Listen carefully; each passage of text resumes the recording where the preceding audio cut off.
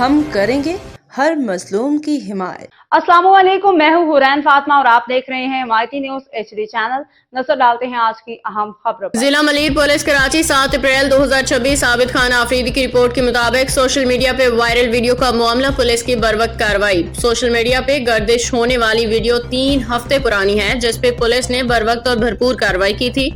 واقعہ 20 مارچ 2026 کو تھانہ ملیر سٹی کے علاقے لاسی گوٹ میں پیش آیا تھا، جس کی ویڈیو اب منظر عام پہ آئی ہے۔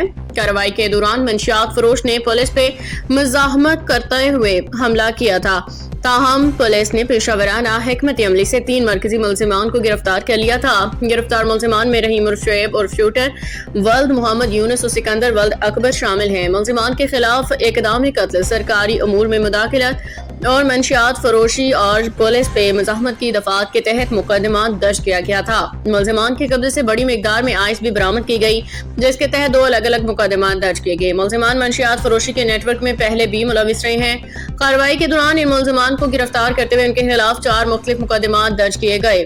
SSP ملیر کی جانب سے ضلع بھر کے پولیس بالخصوص SPs سمیت تمام DSPs SHOs کو ہدایات جاری کی گئیں کہ منشیات کے خلاف سخت سے سخت کارروائی جاری رکھی جائے گی، بلا امتیاز کارروائیوں کا سلسلہ مزید تیز کیا جائے۔ ملیر پولیس کی جانب سے منشیات فروشوں کے خلاف زیرو ٹالرنس پالیسی کے تحت کریک ڈاؤن بلا تعطل جاری ہے۔ ترجمان ملیر پولیس۔